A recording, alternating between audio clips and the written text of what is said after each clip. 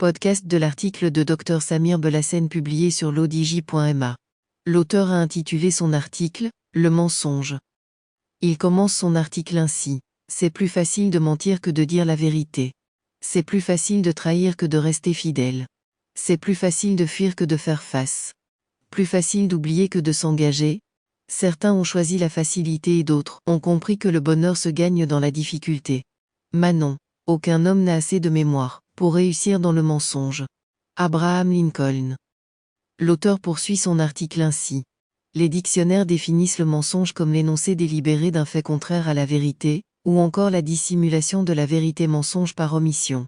Si l'on affirme que tout le monde ment, on tombe dans le paradoxe du menteur, puisque cette affirmation serait elle-même mensongère. Le mensonge est un acte voulu, une forme de manipulation, qui vise à faire croire à autrui ce qu'il n'aurait pas cru s'il avait su la vérité.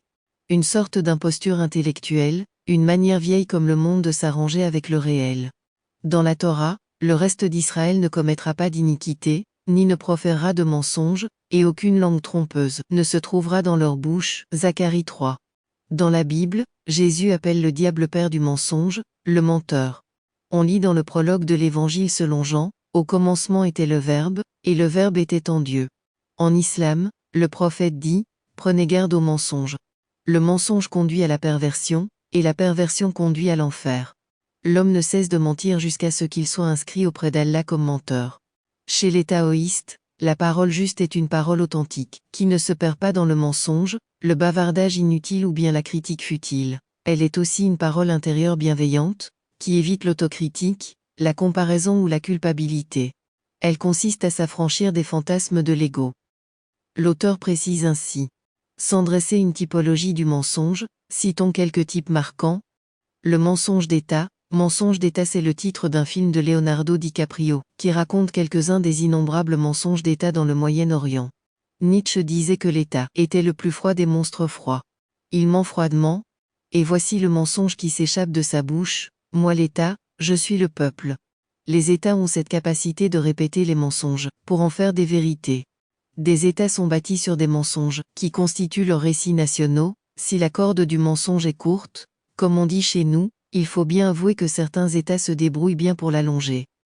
Le mensonge blanc, dans la culture marocaine, un mensonge, qui ne porte pas préjudice à autrui, est qualifié de mensonge blanc. Souvent, commis pour ne pas heurter et pas faire de la peine, il est commis par diplomatie. Le risque d'accoutumance est avéré, puis on passe facilement vers les nuances de gris. Sous d'autres cieux on parle de mensonge pieux.